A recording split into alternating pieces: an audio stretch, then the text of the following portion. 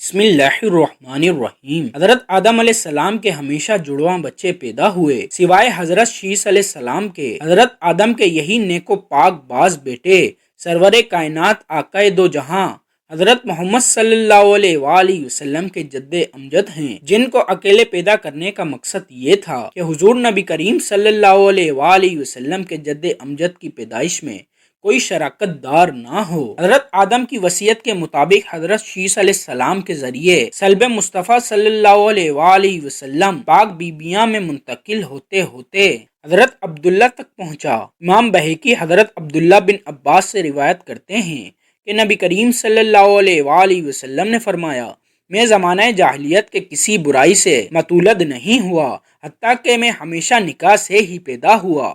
حضرت سیدنا مولا علی سے مروی ہے کہ حضور علیہ الصلوۃ والسلام نے فرمایا، میں نکاح سے پیدا ہوا ہوں، صفا جاہلیت سے نہیں۔ یہاں تک کہ آدم علیہ السلام سے لے کر اب تک میرے ماں باپ کبھی جہالت کے، زنا و صفاحت کے قریب تک نہیں گئے۔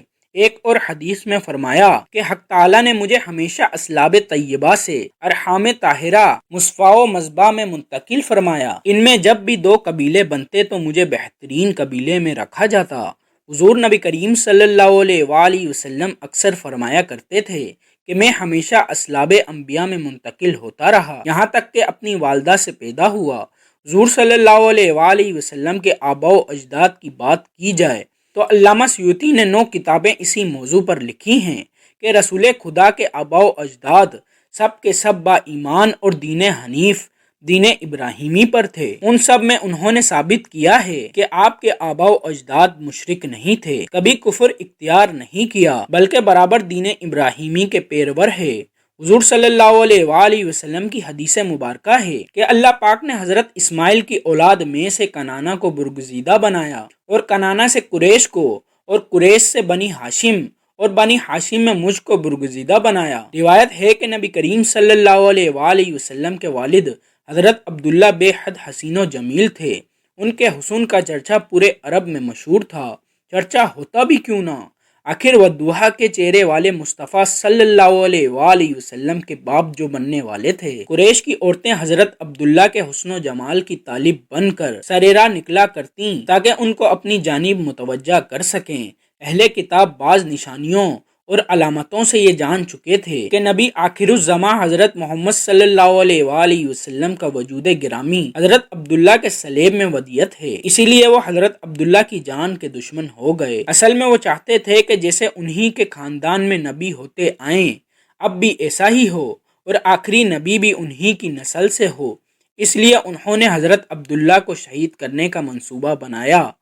ایک دن حضرت عبداللہ شکار کے لیے تشریف لے گئے تو اہل کتاب کی ایک بہت بڑی جماعت شام کی جانب سے تلوار سونٹ کر حضرت عبداللہ کے قتل کے ارادے سے نمودار ہوئی۔ حضور صلی اللہ علیہ وآلہ وسلم کی والدہ ماجدہ کے والد حضرت وہب بن مناف بھی جنگل میں موجود تھے۔ انہوں نے دیکھا کہ چند سوار جن کی شکل و صورت اس دنیا کے لوگوں سے مشابہ نہ تھی، غیب سے ظاہر ہوئے، اور وہ اس حملہ آور گروہ کو حضرت عبداللہ کے آگے سے دور کرنے لگے۔ وہب بن مناف نے گھر آ کر اپنے گھر والوں سے کہا کہ میں چاہتا ہوں کہ اپنی بیٹی آمنہ کا نکاح حضرت عبداللہ بن عبد المطلب سے کر دوں، اور پھر یہ بات اپنے دوستوں کے ذریعے حضرت عبد المطلب کی خدمت میں پہنچائی۔ حضرت عبد المطلب بھی یہی چاہتے تھے کہ عبداللہ کی شادی ہو جائے۔ اس سلسلے میں وہ کسی ایسی عورت کی جستجو میں تھے جو شرف، حسب و نسب اور عفت میں ممتاز ہو۔ آمنہ بنت وہب میں یہ صفات موجود تھیں۔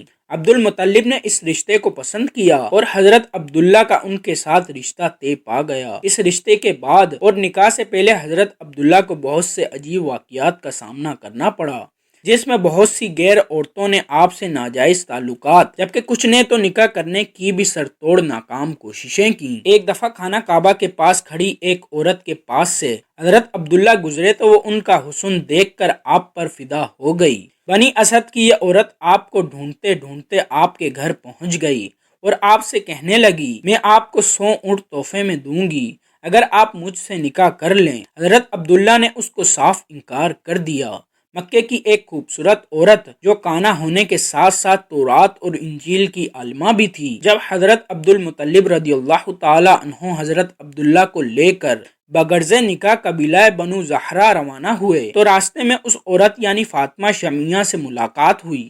فاطمہ نے حضرت عبداللہ رضی اللہ تعالی عنہ کی پیشانی میں نور محمدی صلی اللہ علیہ وآلہ وسلم چمکتے دیکھا تو فوراً سب کچھ بھانپ کر اس نور پر ہزار جان سے فریقاں ہو گئیں اور حضرت عبداللہ رضی اللہ تعالی عنہ کو نکاح کا پیغام دیا۔ حضرت عبداللہ رضی اللہ تعالی عنہ نے جواب دیا، ابھی تو ہم جا رہے ہیں، واپسی پر تجھ سے بات ہوگی۔ کانا کہنے لگی، اے عبداللہ، تمہیں دین ابراہیمی کا واسطہ کہ جس پر قائم ہو، میرے سوا کسی سے پہلی صحبت مت کرنا۔ یہ کہہ کر اس نے اپنے حسن کے جلووں اور جادو سے حضرت عبداللہ کو قابو کرنا چاہا، لیکن آپ اللہ کے حکم سے اس عورت کے چنگل سے پاک و طاہر نکل گئے۔ قبیلہ بنو زہرہ کے مرحوم سردار وہب کی بیٹی اور موجودہ سردار وہب کی بھتیجی بی بی آمنہ کی اعلیٰ ترین سیرت و کردار کے چرچے زبان زر خاص و عام تھے۔ آپ رضی اللہ تعالی عنہ بھی حضرت عبداللہ کی مانند حسین سیرت و حسن صورت کا مکمل اور بے مثال نمونہ تھیں۔ حضرت عبداللہ اپنے والد کے ہمراہ قبیلہ بنو زہرہ پہنچے۔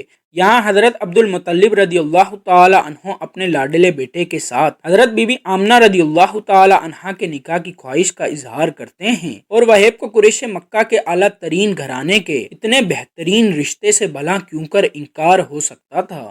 چنانچہ حضرت عبداللہ رضی اللہ تعالی عنہ کا نکاح حضرت بی بی آمنہ رضی اللہ تعالی عنہ سے ہو جاتا ہے، اور یوں دو پاکیزہ روحیں نکاح کے مقدس بندھن میں بندھ جاتی ہیں۔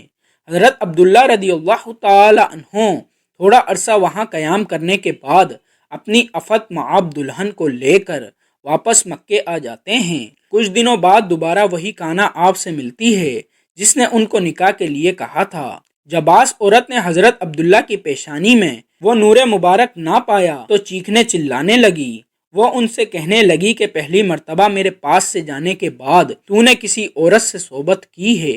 آپ نے فرمایا، ہاں، میں نے بی بی آمنہ بنت وہب سے نکاح اور زفاف کیا ہے۔ وہ عورت کہنے لگی، اب مجھے تم سے کوئی سروکار نہیں، میں تو اس نور مبارک کی خواستگار تھی جو تمہاری پیشانی میں جلوہ افروز تھا، اب وہ دوسرے کے نصیب میں چلا گیا۔